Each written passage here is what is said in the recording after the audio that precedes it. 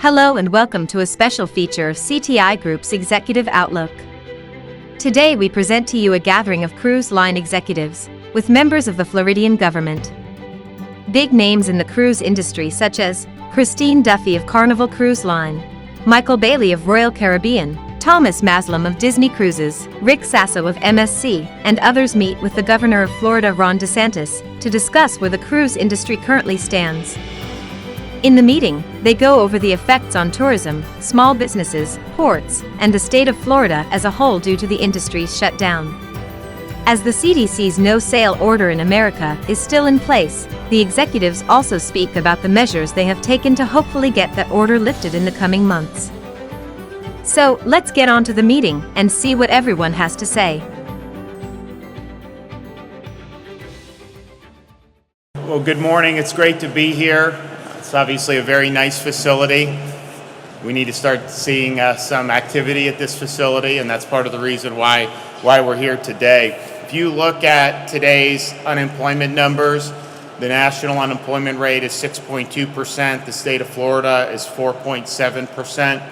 But that's a 4.7%, which is much better than anyone predicted we would be at a year ago. But that's a 4.7% where we have one of our major industries that has been idled by the federal government for over a year, the cruise line industry. And so we're here today to talk about a way forward for the cruise industry. We think it's very, very important. Obviously, we have a number of seaports throughout the state. It's more of an integral role in some ports than in others. So for example, here, this is a critical, huge part of what this port is doing. It's important in other ones, but you have some that have a lot of cargo and everything that's still been able to go throughout COVID. But we need to be able to get these cruise lines operating again. And if you look at what's going on around the country, but particularly in Florida, you know, we've vaccinated, we're going to be at 3.5 million seniors soon that have gotten shots. It's going to be like 75, 70. I don't even know with the demand how much higher you're going to be able to get at that point, but certainly it's going to be available. We're going to go 40 and above starting on Monday, anybody eligible 40 and above, and then the next week, any adult will be eligible to get any of these vaccines. And so if you look at kind of what we've been doing, I mean, just with initial doses, we're knocking out 110, on Tuesday, we did 133,000 initial doses. That's J&J or the first dose of Pfizer and Moderna, and that's not even fully reported yet. So we're going through this. As the supply increases, we'll be able to provide it to people. And that's something a year ago people said wasn't possible. So we see that. Obviously, this thing has been around for a year, COVID has. There's immunity in the population from infection. That's something that's very, very real and lasting.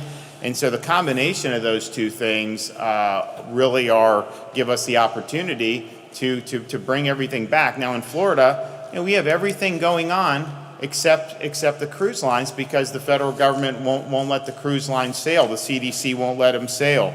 You know, they did the no-sail order in March of 2020. You know, a week before they did that, you had people saying, oh yeah, you can go on a cruise, just if you're older, maybe not. And then all of a sudden it had to stop entirely. And it's just never been to the point where they're making an effort to really get it back in an effective way. You know, they did do this provisional order in October, but it was something that was totally unrealistic in terms of being able to do. So we're here because these are important parts of our state. The jobs are very, very important. And it's not just people that work for the cruise industry. I think you're going to see today with some of the folks that we'll introduce, this has a ripple effect throughout all kinds of small businesses, mom and pop operations that service the cruise industry. So when they're sailing, there's more economic opportunity for people across a wide different range of businesses, and it affects a lot of jobs. So we, and the Attorney General's here, she'll talk about some of the things that we've been discussing. What we need is a way forward, and I think you'll hear from some of the crews today, that you can't just say, okay, you can start sailing, and then they just start sailing. Like, this is a big logistical operation. It takes time to be able to do it. I know a lot of them we were working last year to try to get them sailing by now, and for whatever reason, the CDC wouldn't go there. But we're looking at making sure all these ships can sail in the summer. It's really, really important. And here's the thing. If you say they can't sail in the United States, people are still going to be taking cruises. Instead of flying to Orlando or here or Fort Lauderdale or wherever you would go to be able to feed into a port, you'll have people fly to the Bahamas.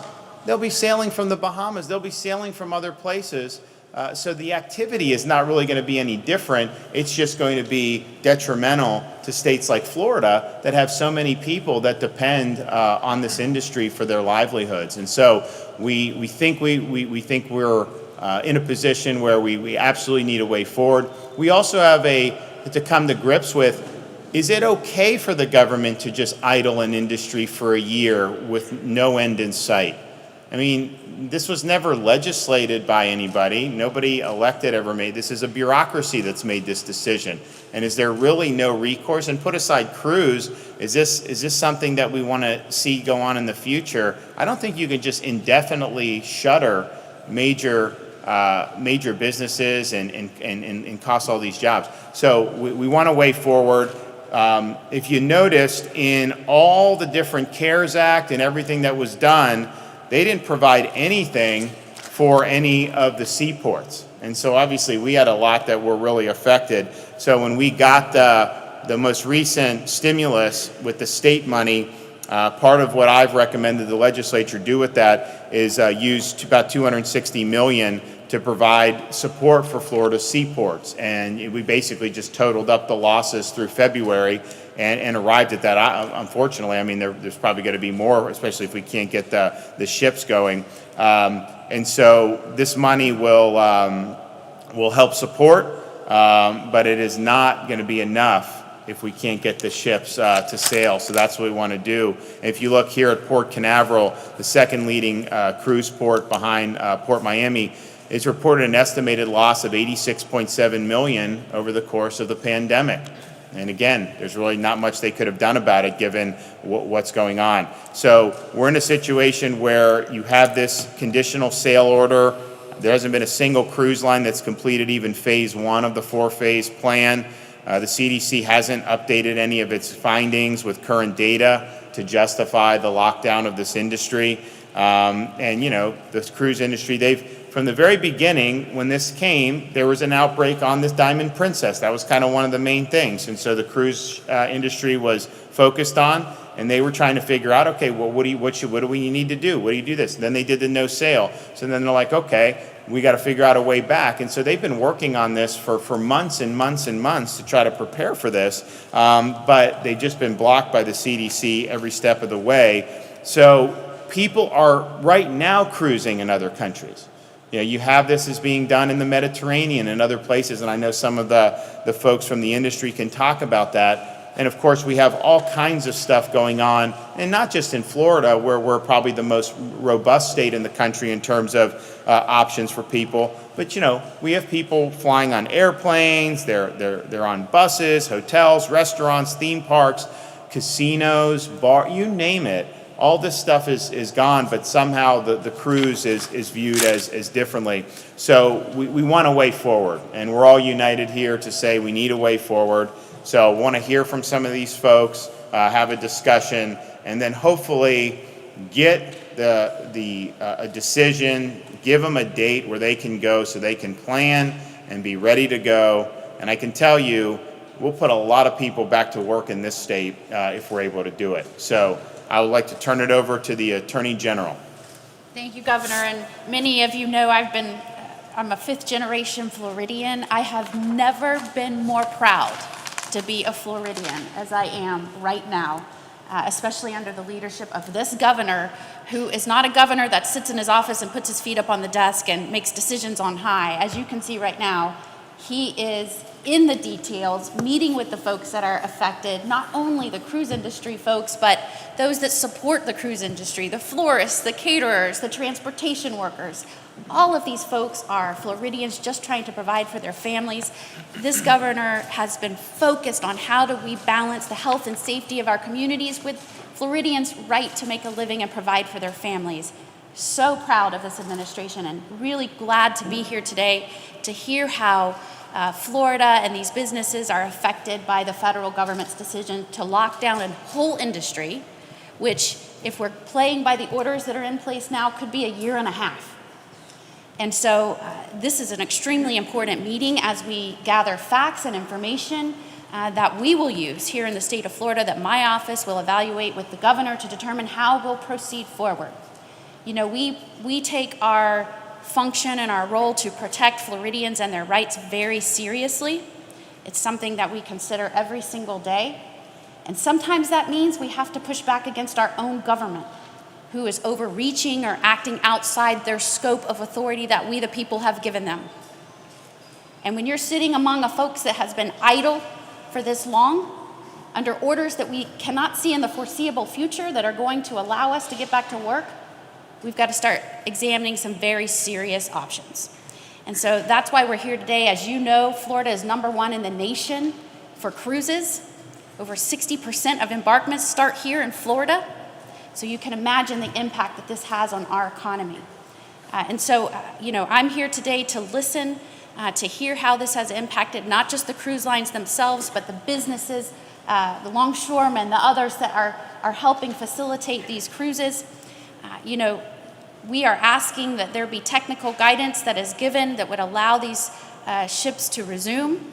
And it's important that we start examining how we can push for a sooner rather than later resumption of this incredible, important industry. So thank you for being here today. I know it's a lot to ask on a work day to be here and take the time, but it's incredibly important as we examine all options and determine what our legal avenues are to push back against this government overreach into an industry that is so vitally important to the success of the state. Great. All right. Kevin Tebow, Florida Department of Transportation. Good morning, everyone, and thank you again, Governor. Thank you, Governor, for your steadfast commitment to provide a vibrant transportation system for the state of Florida. And Captain Murray, great facility that you have here. It's a beautiful facility. So under the Governor's leadership, the state has made key investments in our transportation network, keeping our state moving and ensuring that goods make it to market during the pandemic. By maximizing the lower traffic conditions, the Governor recognized an opportunity to leverage those critical investments in our transportation infrastructure, but that yielded the greatest return by accelerating close to 50 transportation projects throughout the state, valued at several billions of dollars, ultimately benefiting every single person in every part of the state. And as the Governor mentioned just last week, he outlined his recommendations for the best use of those funds from the American Relief Plan. And beyond the $260 million that he mentioned going to the ports, he also proposed another $930 million for the Department of Transportation in our work program. Again, noticing and recognizing the important factor that the transportation network has for moving people and goods throughout the state. But as you heard, just because of the CDC's no-sail order, the members of our communities who are in this industry, who are directly impacted by the inability for the cruise ships to sail, they're still struggling. And it'll take many, many months for that industry and those communities to recover. You don't have to go far to see the lasting impact. Just look around the port where we are today. Beautiful facility, but it's empty, entirely empty, other than us here today.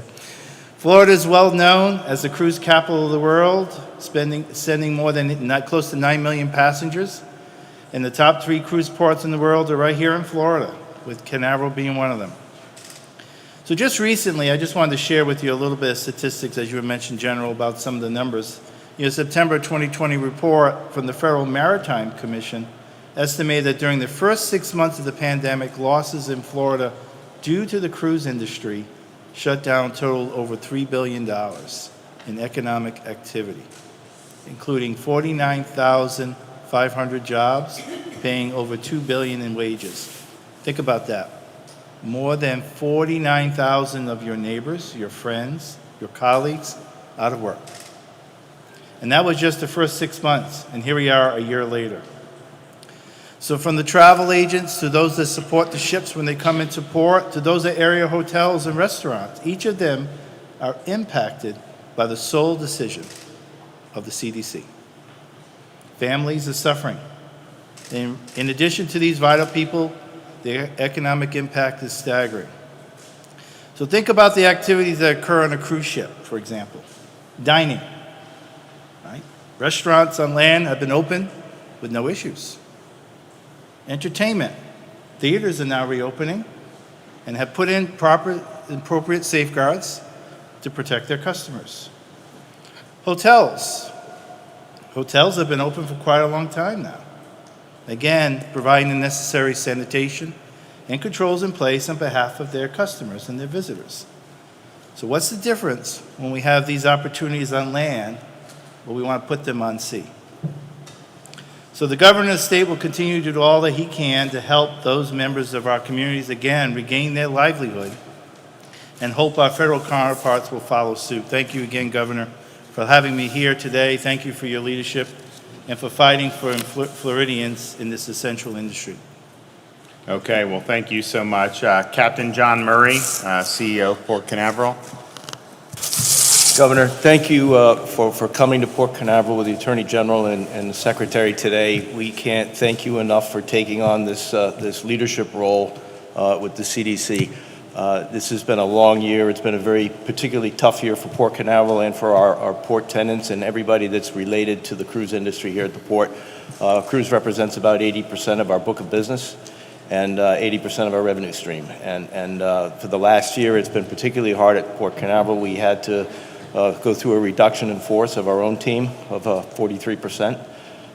It was a very difficult time for us. We have people that are totally dedicated to the cruise industry that are still unemployed, and they're just waiting to come back to work. Most of the folks that did work here are ready to come back. They want to work at the port. This terminal is really a unique example of what's happened in the past year. We financed this terminal ourselves with bonding, bank money, and cash from operations. $155 million facility.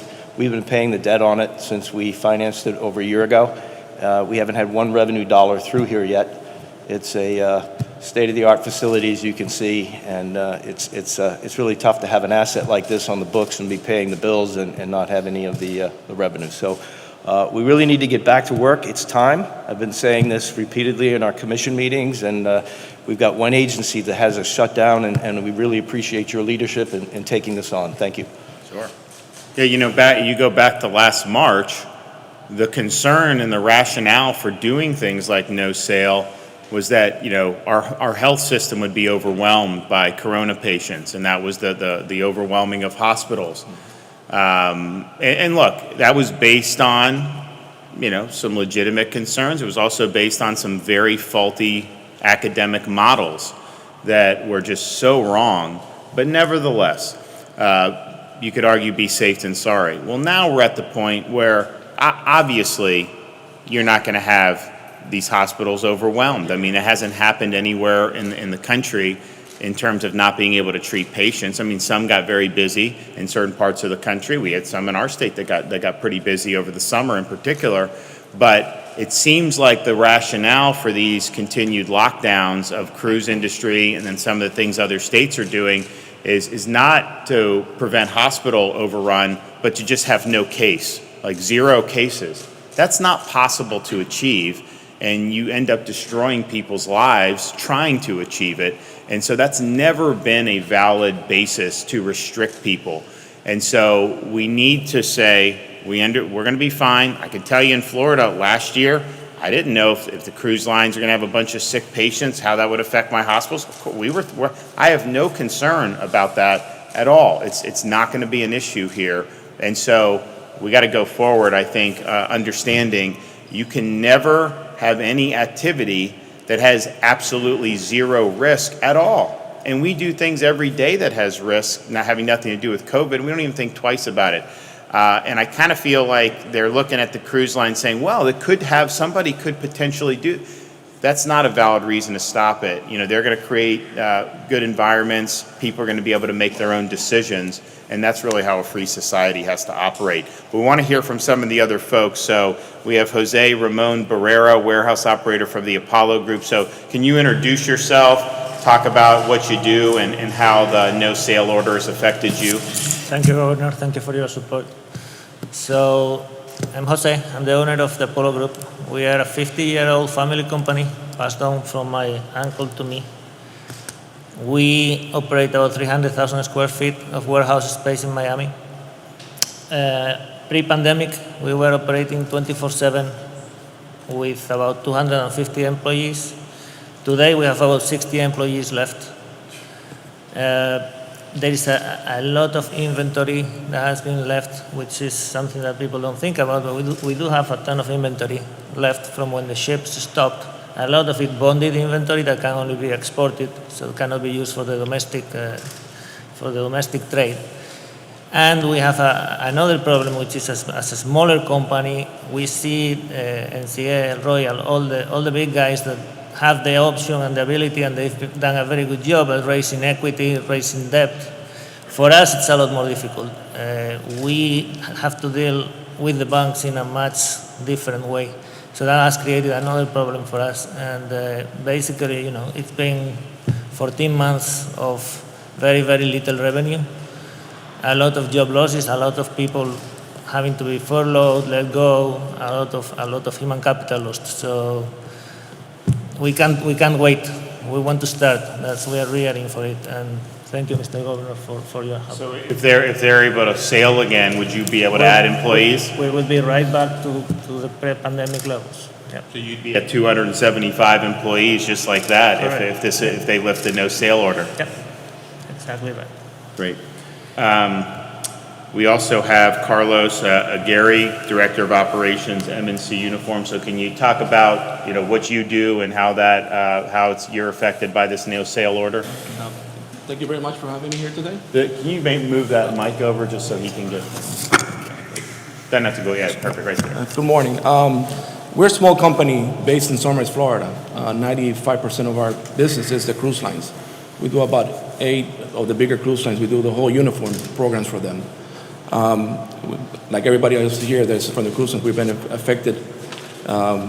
We used to carry about 60 employees with the 2 companies that we do, because it's a sister company. And after the pandemic, we only have about 10 employees now. We were able to move a little bit of production to make masks, and we sell it to the cruise lines, and so we're able to maintain a little bit to bring at least the 10 people or extra that we were able to bring back. But like everybody else here, we've been hit very hard. We have millions of dollars of inventory because it's custom made for the cruise line, so it's not that I can turn around and sell it to anybody else, so we're just sitting there. And the same as them, we just very wary.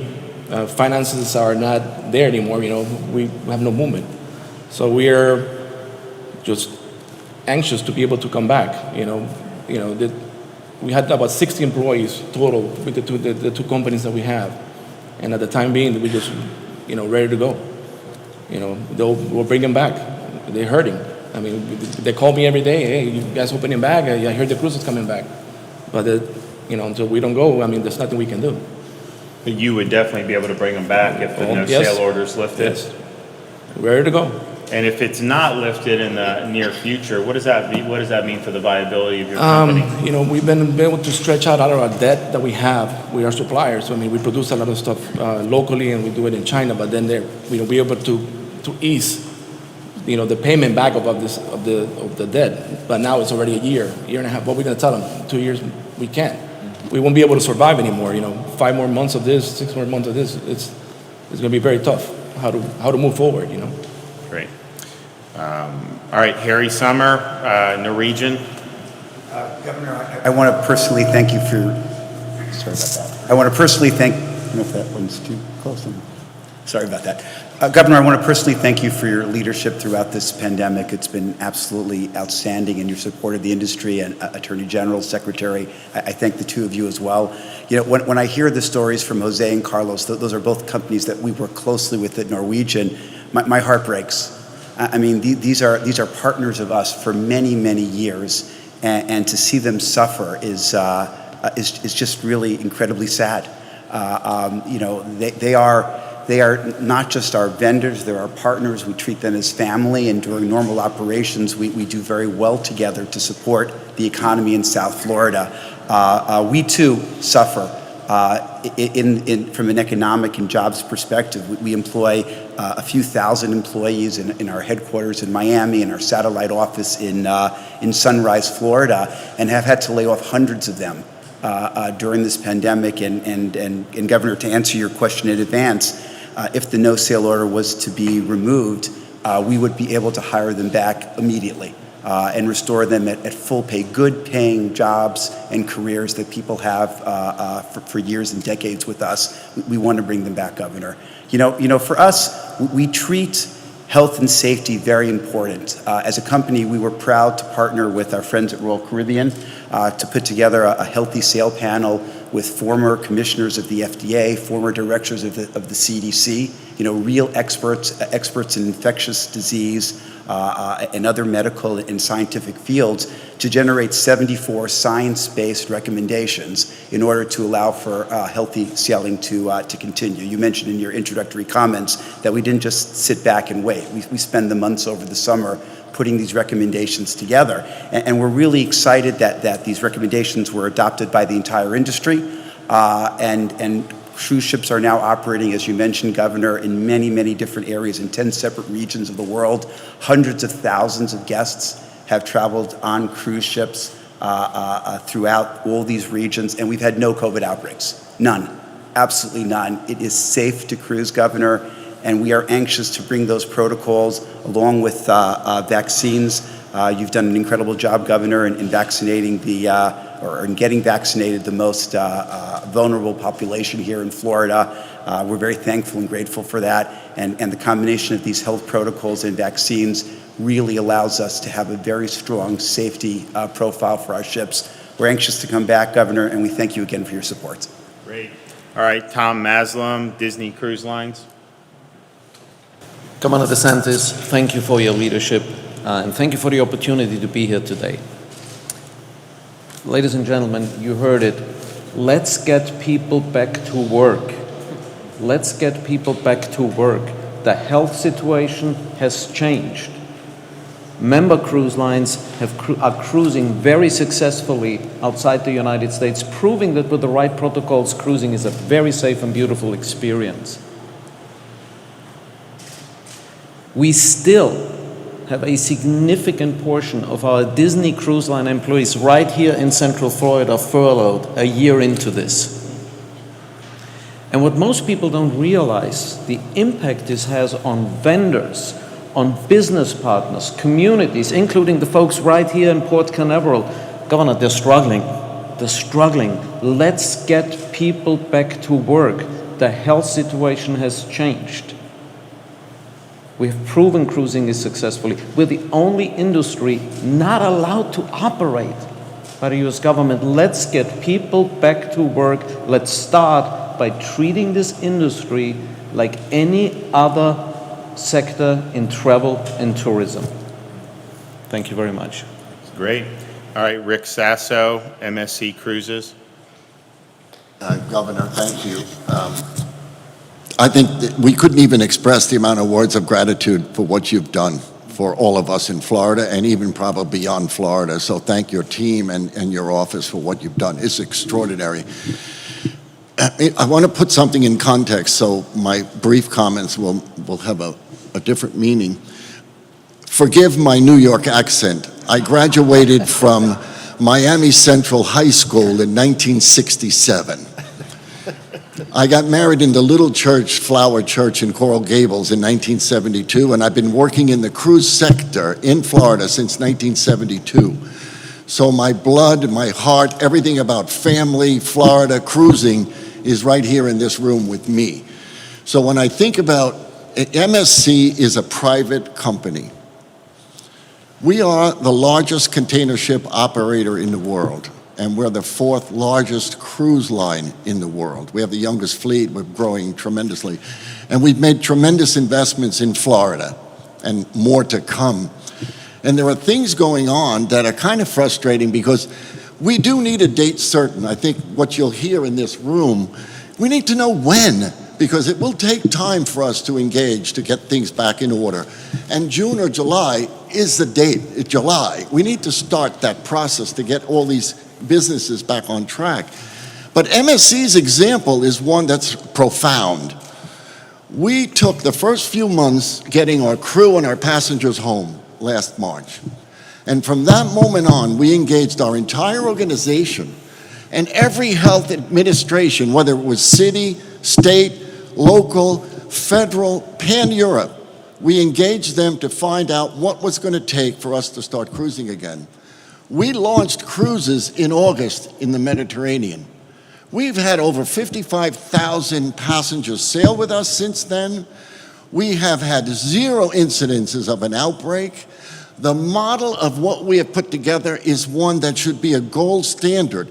The industry, and just again from my 50 years experience, this industry has never worked so closely together in the last year than we have in the last 50. And it's extraordinary compilation of expertise.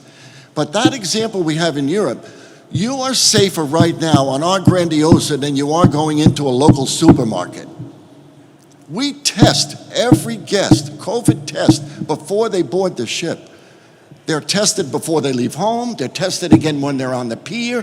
They're tested again during the cruise. All the crew are tested at least multiple times and checked every day. So the incidence will be almost 0, but never 0. But you are safe to go on a cruise ship today. We just need to get the CDC to now give us that time frame and say, okay, guys, we think you can do it. We know we can do it, but let's do it starting July 1st. Because we're ready and we've proven it. The statistics are clear. So we're anxious to do that, and our company, MSC, being a global footprint, we're certainly ready for North America and Florida to come back to life again. We're proud to be part of that process with you. Thank you. Christine Duffy, Carnival Cruise.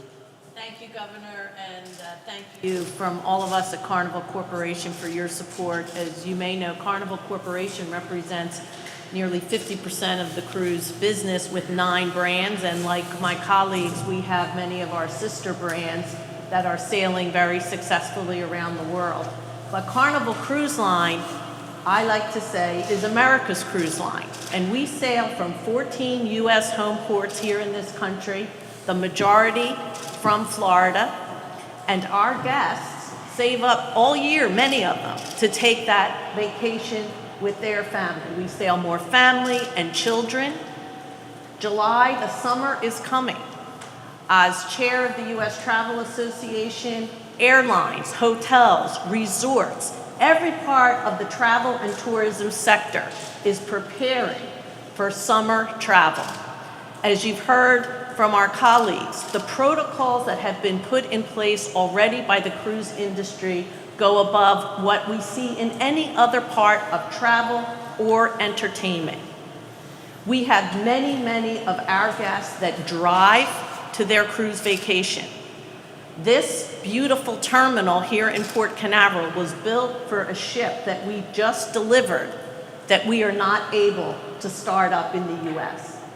We've seen cruise lines that would normally operate out of US home ports having to move their ships offshore to begin operation, where Americans will be able to fly on a plane, get on a ship in another country, take their cruise, and then fly right back.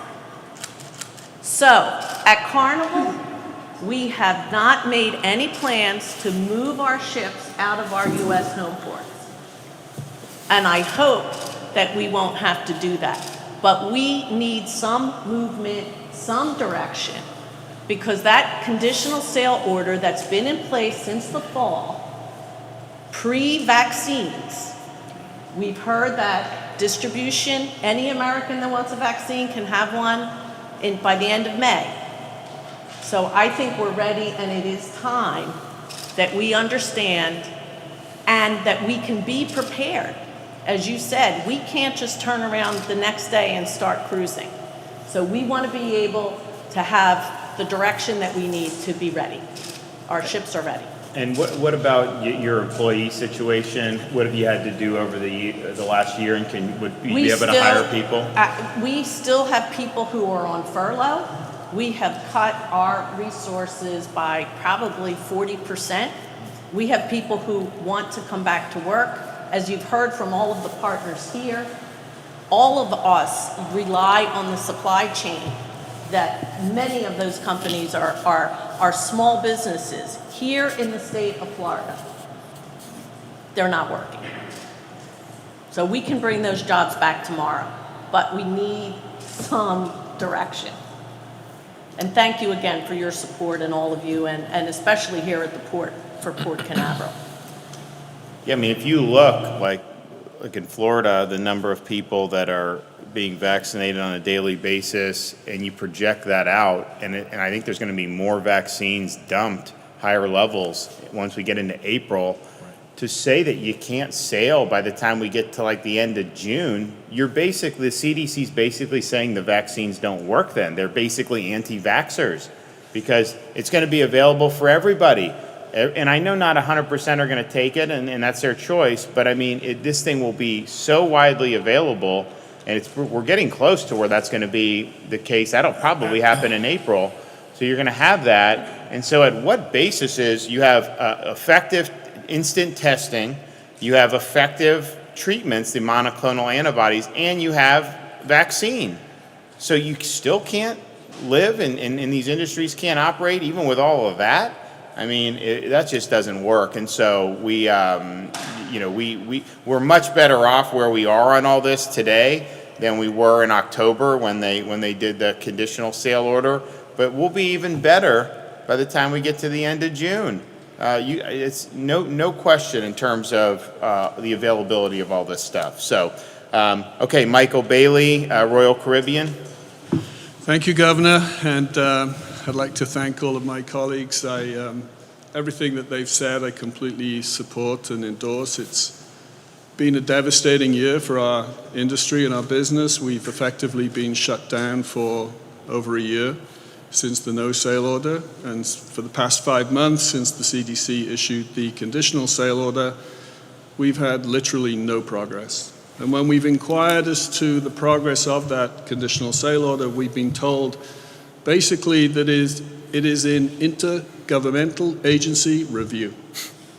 And we have been told that on multiple occasions. It's coming, but it's in review.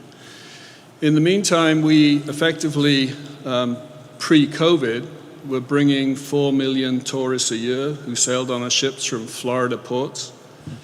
We were spending approximately $2 billion a year in Florida on supply chain that supplied our ships, whether it be fuel, eggs, water, provisions.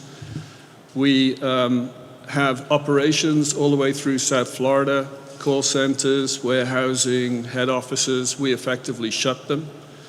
We reduced our workforce by approximately 40%. Those are people who had high-paying jobs who literally were sent home, either on furlough or simply were let go, waiting for our industry to restart.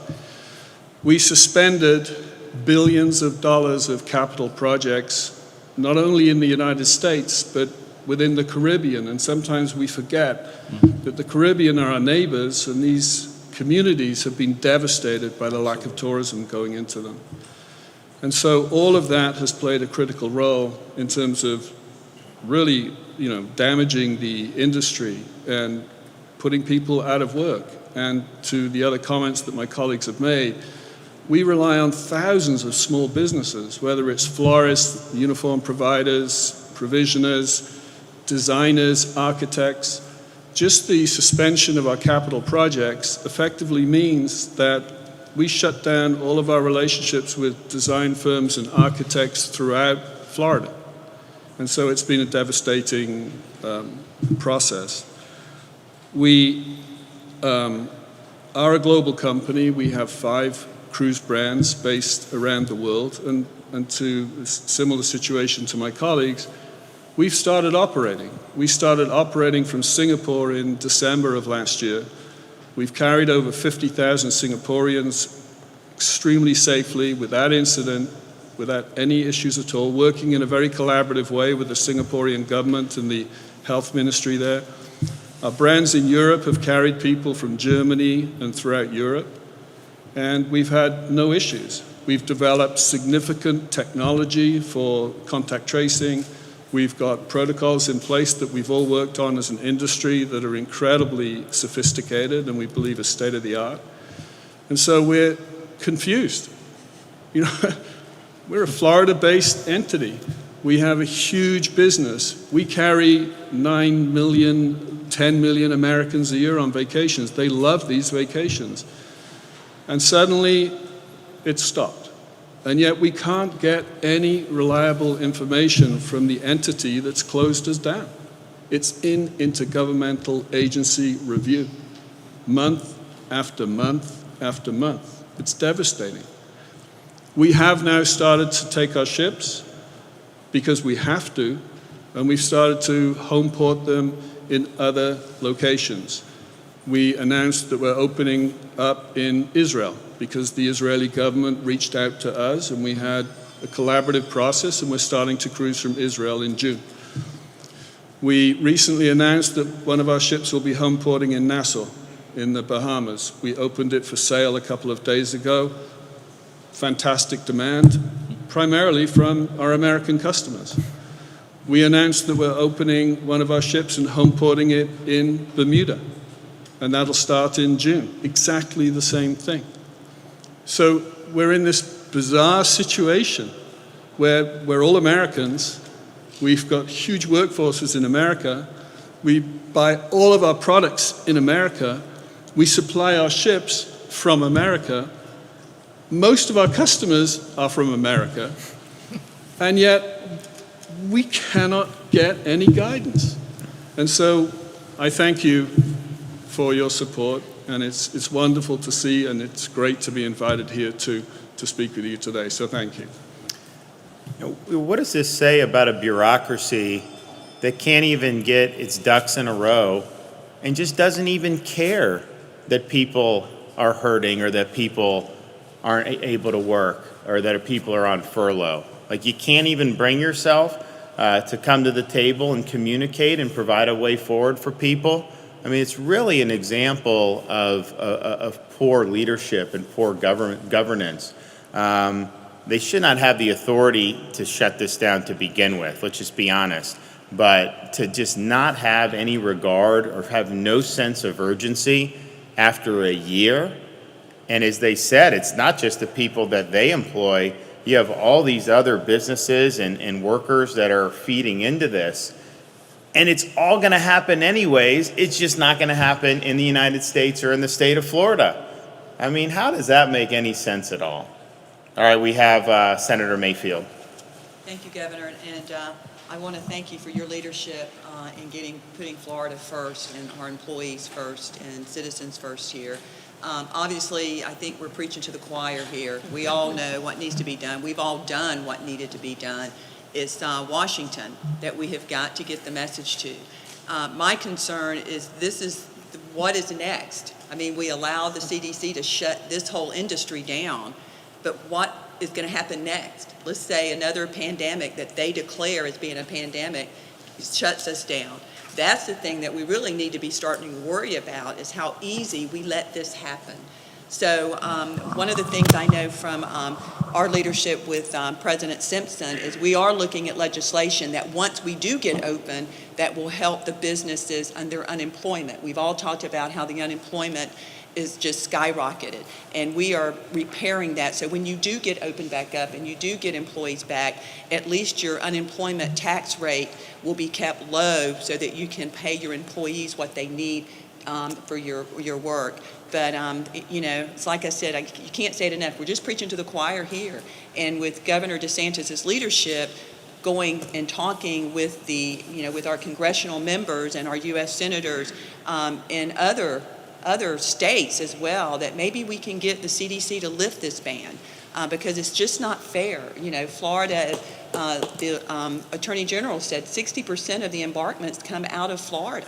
So it's really just crippling us. So I want to thank you guys. You guys have the answer. You know, Rick, you have a protocol in place on what you're doing. So it's just beyond me why the federal government can't take that protocol and let's apply it to all of our cruise lines here in Florida and get everyone back out there. Listen, my husband and I and our family, we go at least once a year.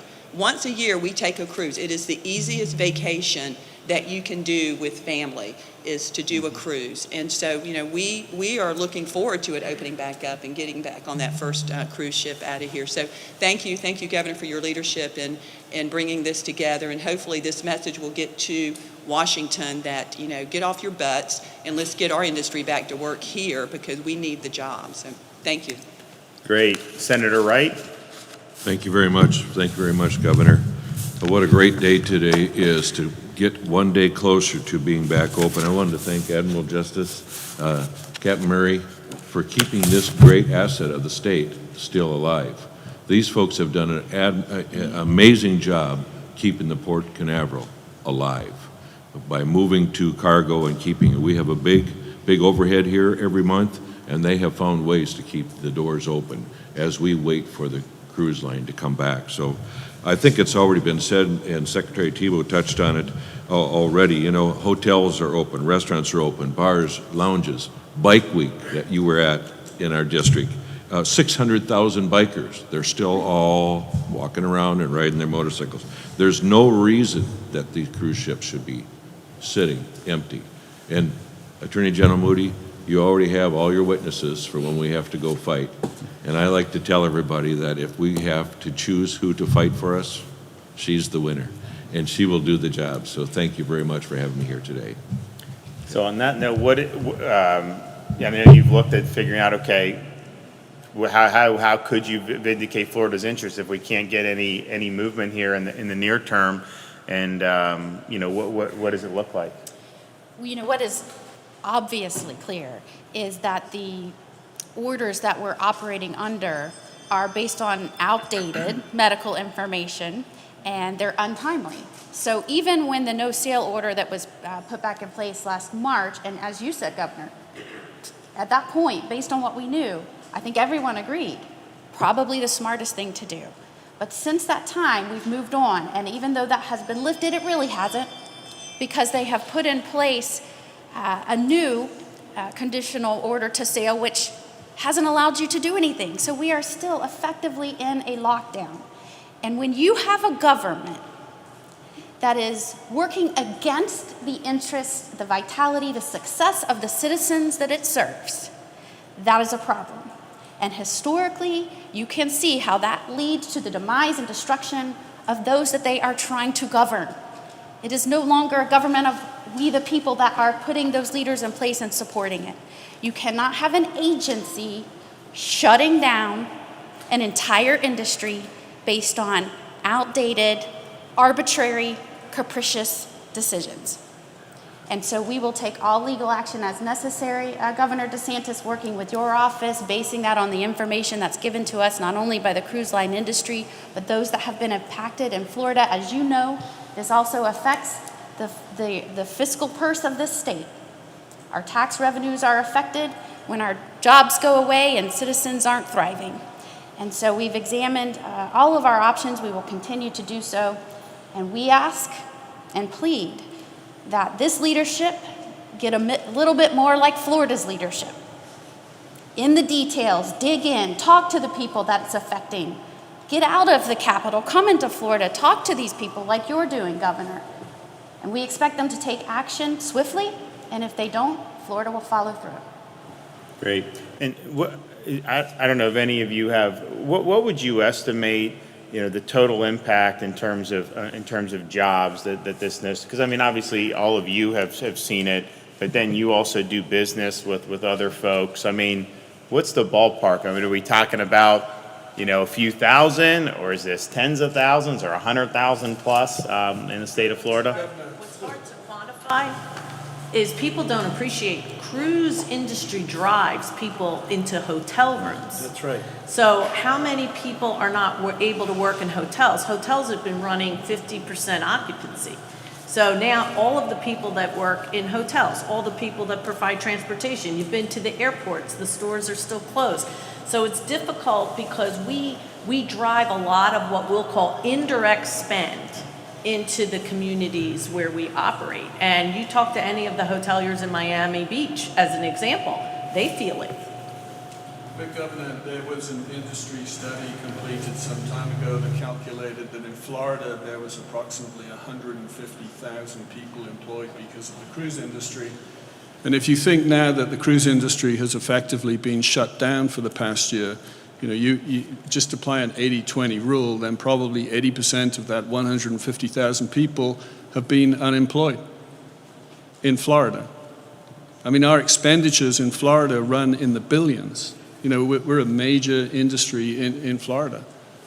So it's effectively shut. And of course, the irony is that it's open increasingly around the world. Yeah. And we've demonstrated that we can operate using the protocols that we've all worked together to share, using some of the best minds in public health and science to help form these protocols that we've executed in other markets around the world with great success. So it is a mystery. Let me state the obvious here a little bit. As you know, John knows, we've had regular meetings with the ports since the pandemic started. At the beginning was weekly, and I know some of you probably heard that and were participating in that. At the beginning was PPE. I remember those conversations, right? Now we're beyond that, fortunately. But, you think about what you're hearing here from small businesses, right? When you think about the impacts where you got inventory that you were saying, and you've got uniforms that are sitting there or material that you can't use, right? And all the ripple effects where, for example, today we don't have Port of Palm Beach, but we know, if you know the airport, they're serving Caribbean for the cruise industry that goes there, right? So there's that ripple there that's not even here at the table today. The obvious thing here, Governor, is you have an agency that's been kicking the can. That's probably the soundbite that's going to be used here, but you're kicking the can, that they just don't want to address it. And I think you've heard consistently the theme here is frustration. Right? If I want to put a word to it, it's frustration. You've been proactive. The industry's been extremely proactive. So they're ready to go. They're ready to sit down with the CDC, Governor. So I think perhaps, this agency's been here to support you, obviously, during this pandemic. If you want us to continue to help support, we're here to do that, because I think there's a number of actions we can do just to help stop kicking the can. Yeah, and I think I think you guys kind of pointed out, but you have the people that would work like for individual companies here, important jobs, and then all the different other businesses that you will do direct business with that provide you services. Jose, Carlos, all these other things, very important, a lot of employees, and then these indirect, where yes, people fly into Orlando, they'll go to dinner, they'll stay, and then they'll drive over here, the next day and get on the ship. And so that has that ripple effect, and we see that, and obviously our airports and things like that. So it's a big deal, and I just, I look at it and say, just think we're doing so much better than the country, 6.2 versus 4.7 on the unemployment, and yet we're the most crippled by what they're doing with this national cruise lockdown. And so if we get liberated from that, you're going to be able to see, maybe tens of thousands, maybe even 100,000 more people end up going back to work across all these various industries and companies that are affected by this. That's a huge deal. That is affecting a lot of lives. That's people putting food on the table, reducing anxiety, all these different things. And, you have the decency to provide some firm guidance and provide an answer. And if you're not going to be willing to green light this, then you need to explain why everywhere else in the world can do it and why Americans are going to be doing it and all this other stuff. And some of this thing, I think, you got to be in touch with reality. You got to get out of your cubicle and you got to actually see how the world's actually operating. And there's some people that maybe they're thinking like that, walking into a restaurant is like the most dangerous thing in the world. And they've said that in the past. But then you look at places that if people are open and doing things, and it hasn't panned out the way they said. And so I think the similar thing here, they're acting like the cruise ships are going to be this massive problem when we already know they're not, because they're doing it in other places. And that's kind of the best. You can have your model, you can have your whatever you surmise, but the observed experience is the most powerful. And if you're doing it and you're doing it without a hitch in other places, then you need to be able to do it here in the United States. And so, Governor, if I can, yep. we've been doing it without vaccines. Yeah. This is, everything has changed because of the vaccines. I mean, I got my first shot a couple of weeks ago. I felt incredibly empowered. I think everybody does. And we see it in the bookings for our future cruises. Yeah, and we ask our customers, have you been vaccinated? Over 60% have been vaccinated. And they're happy as happy could be. They're ready to go. So, we've been operating safely globally without vaccine, and now vaccines have come into this, and we know now in America and in Florida there's been a huge success. So why are we waiting? Governor, you see here 5 of the leading cruise lines in the world. We are united to support you in this effort to take the cruise industry forward. We just asked Dr. Walensky from the CDC to come and have a dialogue with us. Right. That's our only request. We love the leadership that you have, and I would welcome for her to talk with you, to talk with us, to get this dialogue moving immediately. Absolutely. And I think what you'll see too is, in Florida, our seniors, I think they were very prudent, but many of them were still living their lives. I mean, you look at some of these places, Central Florida, the villages, they had the record golf rounds during COVID, because people wanted to be active, and so they didn't do some of the real risky, but they did do a lot of stuff. So it's not like every senior's just been huddled up the whole time, although some may have been isolating a lot. But now with the vaccine and everything, people, there's pent-up demand, and it's not just Florida, it's other places. There's a lot of pent-up demand for people to be able to do things because they've deferred some of this activity in terms of doing a vacation or doing travel. And you see kind of how it's affected different parts of our state unevenly in some respects. I mean, the Panhandle, they had the best summer they ever had because people are driving from all these states converging there, and it was a huge boom. Well, Central Florida, I mean, limited theme parks. Obviously, they took them a while for them to get open. The convention stuff, the cruise, and so you have more unemployment. Miami, even though a lot of Miami is booming. Thank you very much on that one. But it's booming. People are buying property and everything.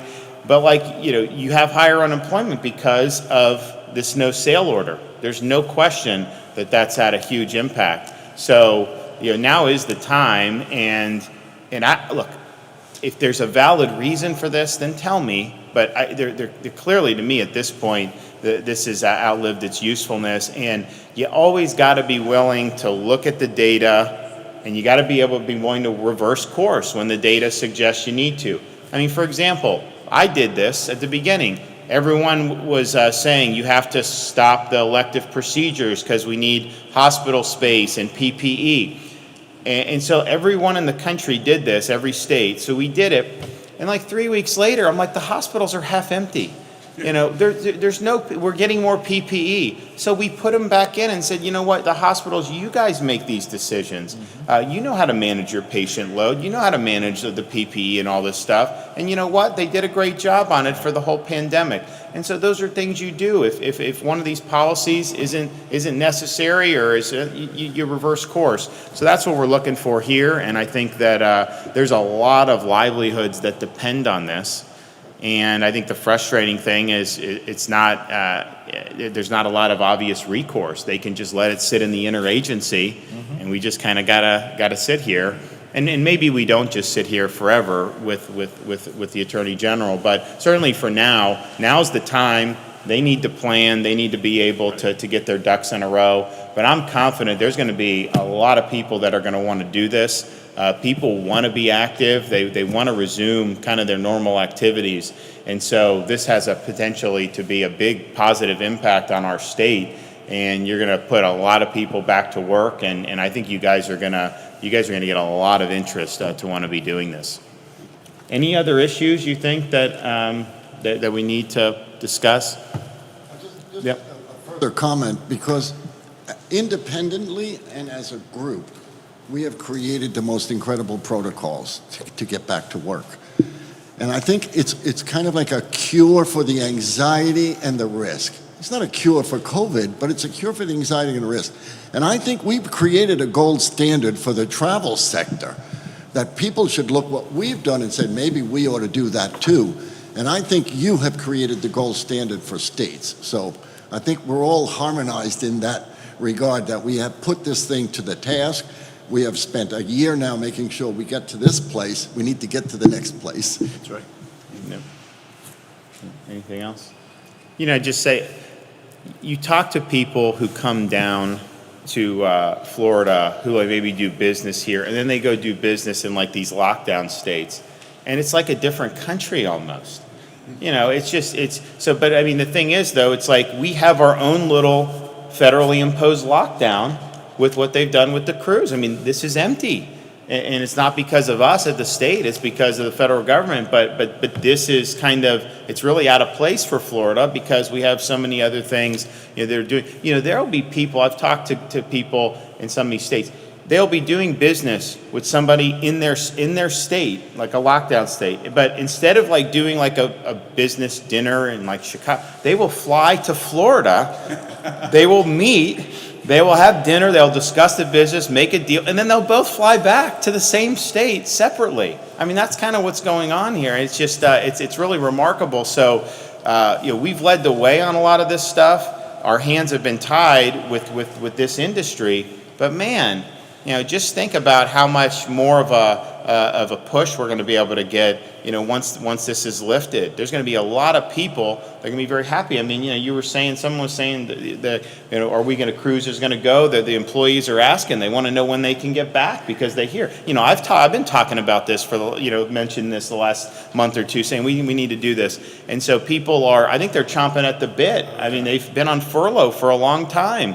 It's been a very difficult year through no fault of their own. So this will provide a lot of relief to a lot of Floridians. And look, I think these are good jobs, but I mean, I doubt very many of these employees have the luxury of just not doing anything indefinitely. They got to work, they got to put food on the table. I mean, that's just the nature of what we're dealing with here. So please, CDC, listen to those voices, listen to those people who are really, in Florida, the service economy is kind of the backbone of our state. I mean, we're so tourism dependent. These are folks that really make Florida what it is, and they need to have the ability to go back. And I think if they do, this state's going to boom very quickly. And I think there's going to be a lot of people that are going to be very happy. So I think we're all united in saying, let's get a path forward. It should not be any later than the end of June. That is totally reasonable. And the COVID thing is going to be, look, the only way it won't be in great shape is if you don't think the vaccines work. I mean, that's the only way at this point you could say, fast forwarding a few months into the future, that somehow you think that this is not going to be even better than it is now. It's gone down everywhere in the country, almost everywhere, over the last month and a half. And if you look at the nursing homes, man, it's totally crashed in the nursing homes because those are the places we were vaccinating first. And so there's a lot of encouraging things, and we should embrace that and really want to get ahead of it. So thanks, everybody. We look forward to coming back, maybe when the ship does the maiden voyage. Maybe we'll be able to do something. So.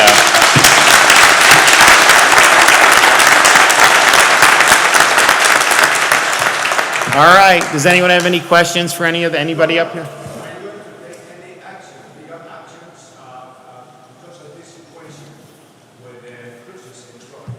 So as we said, Attorney General and I have been discussing what potential options we may have on the legal side.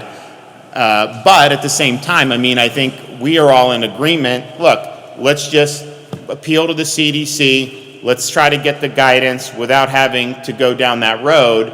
But I mean, we obviously at some point are gonna need a way forward, and so we're willing to work with them. We want to work with them.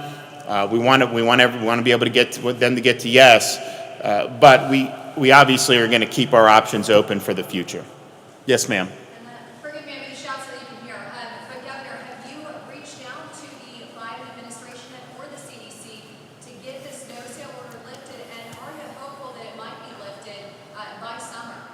So this has been something we've been working on since last summer, and I think I spoke with some of you about it then. We thought we had a path to get it lifted by the end of last year.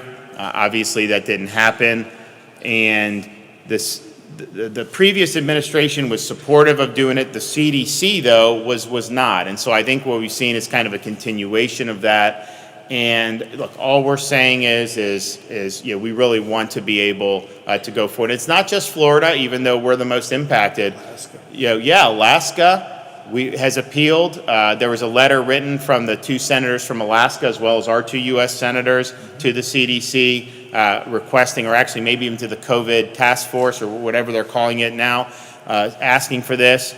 I've been involved with other governors across the country appealing that we can find a way forward here. And so the thing is we obviously wish we were already sailing at this point, but I know they have stuff. They're going to be ready to go, if we can just get all this squared away for the end of June. The summer is going to be huge.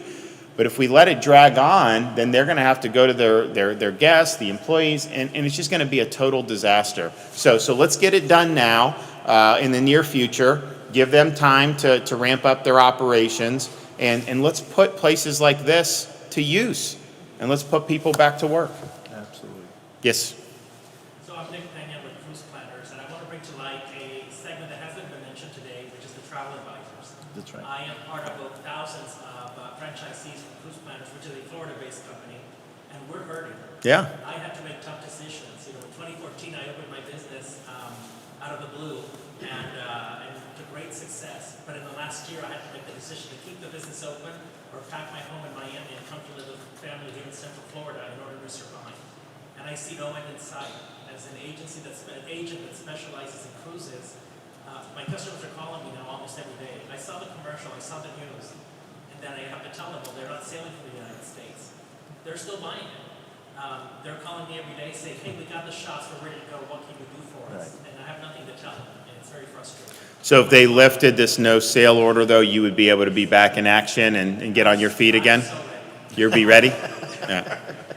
Good. Yes?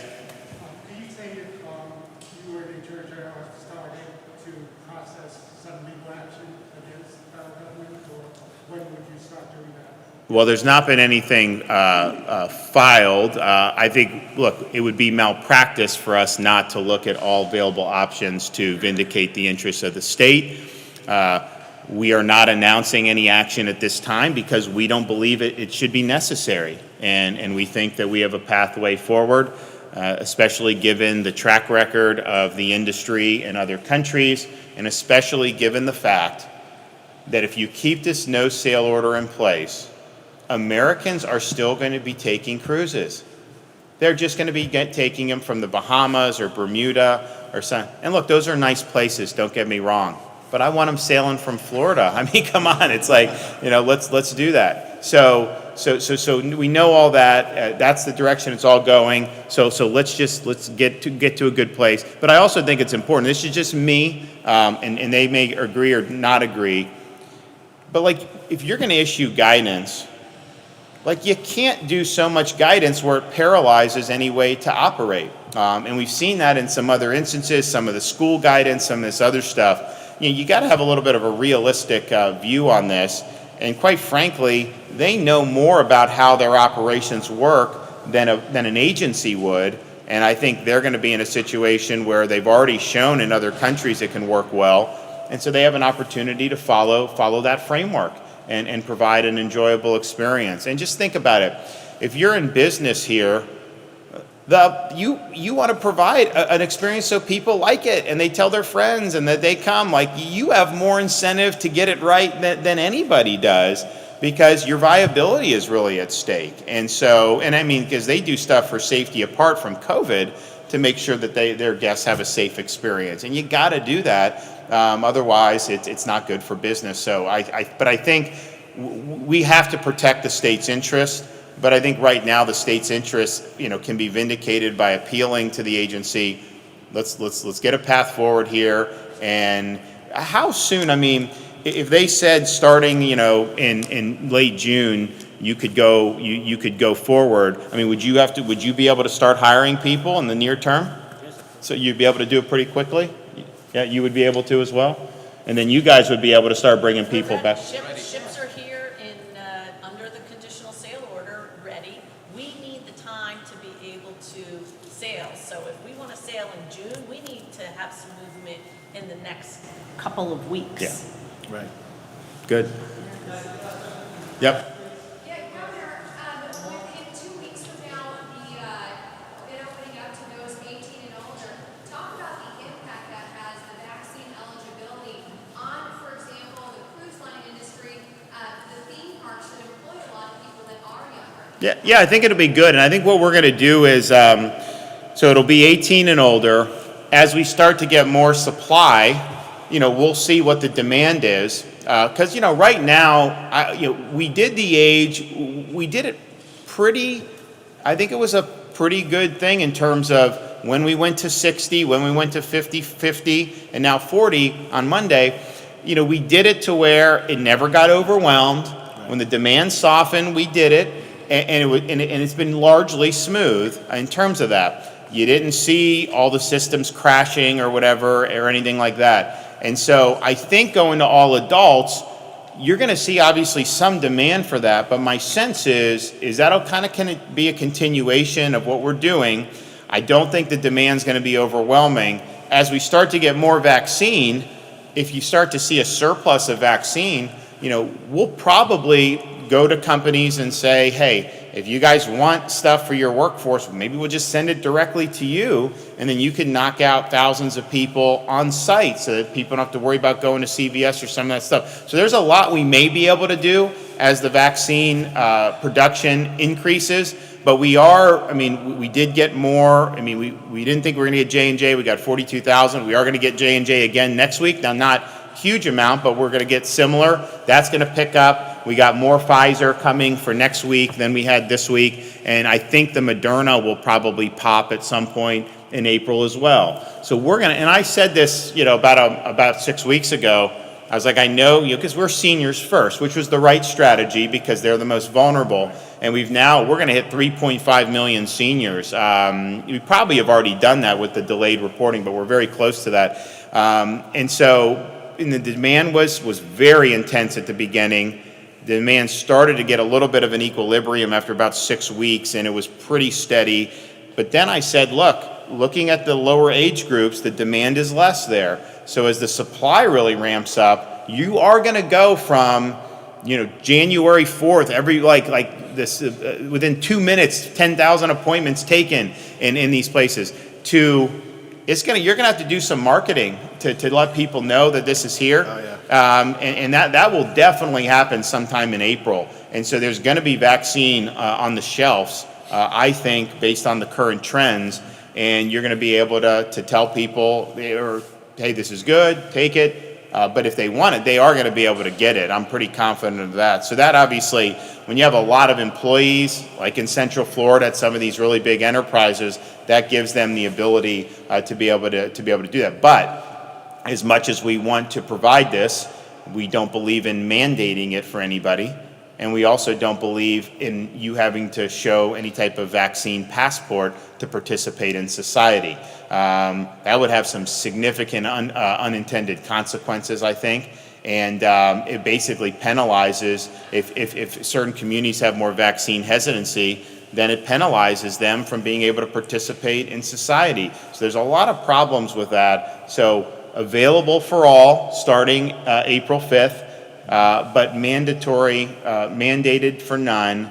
and certainly not needing to show that to be able to participate in society. But I do think I want to thank a lot of people. You know, when we did Seniors First, we were the first state in the country to do Seniors First. We were the first state to do nursing home residents because we basically went ahead of CVS and Walgreens and did 105 facilities the first week. CVS and Walgreens came online and they did a few thousand. We did another 1,400 in Florida. We had hospitals vaccinating people throughout this whole time.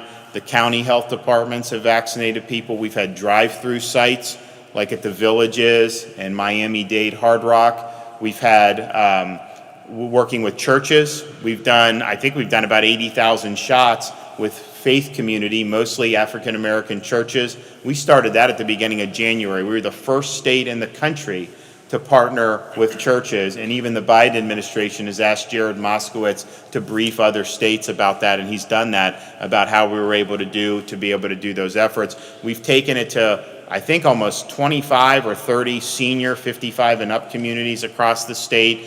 Sola Vida in Central Florida. You know, we did some on the east coast of Southeast Florida. We did a bunch of them. You know, we did Brevard with Debbie. We were in St. Lucie. We've done a lot on the west coast of Florida. Been very successful. We're over 5,000 seniors in our Homebound Senior Program, where we actually send people to their homes for seniors who can't get out to be able to vaccinate them, and we've set up a bunch of sites in underserved communities. And so the result is, you know, this massive state, we have seniors everywhere. I mean, it isn't like they're all in Delray Beach. I mean, they're everywhere.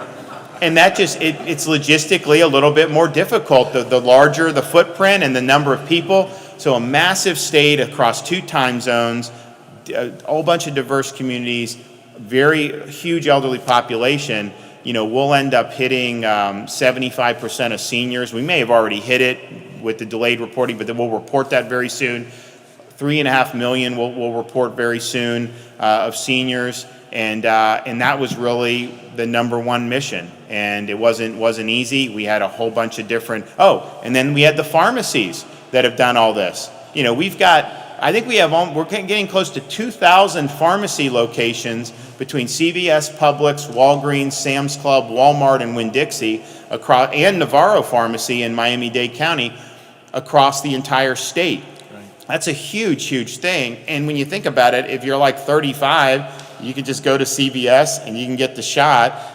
We want to get it in every CVS. We're going to work on that. We will probably announce an expansion of CVS next week because we're getting additional vaccine. But that's a huge, huge thing to have this really strong retail footprint. So we believe with all these distribution mechanisms that we've been able to establish and the increasing in the vaccine, by the time we get to June, I mean, if you haven't been vaccinated, it's because you have made the choice not to be vaccinated. There's not going to be the lines. I mean, remember, we had 179,000 shots the first week, and I had a lot of people that wanted it. And then even when we started to get a little bit more, we were getting about 250,000 initial doses a week.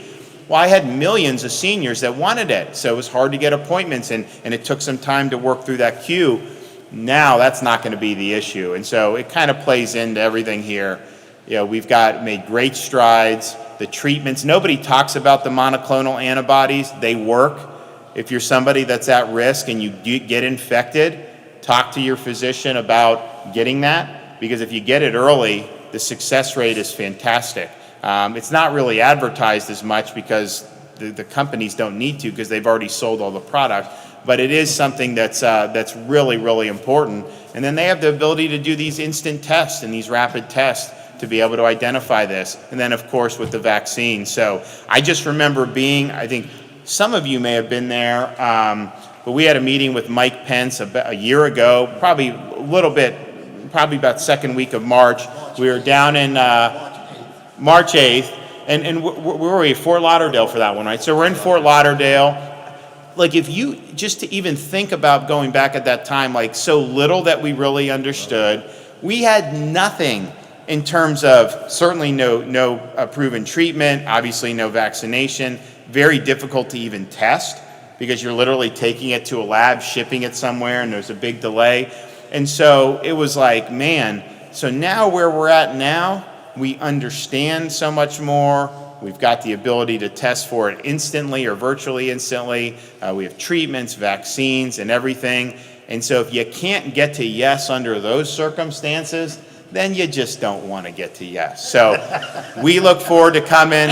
I want to see these ships sailing. You know, it'll be a great comeback, I think, for a lot of people that work in this industry, and it'll be part of the Florida comeback. The cruises and the flights are the last two pieces of the puzzle for us in terms of having flights from around the world come back into Florida to also boost our tourism industry, and hopefully that's coming soon as well. So thank you, everybody. We appreciate it. We would like to thank these cruise line leaders and the members of the Floridian government who gathered to have this conversation. It is clear to see that everyone has been working hard to get the cruise industry up and running again. Hopefully this discussion will lead to a positive outcome for all who are involved. Don't forget to subscribe to our channel if you want to stay updated with all that is happening in the cruise industry. Leave a like and comment your thoughts on this video as well. Thanks so much for watching and have a great day.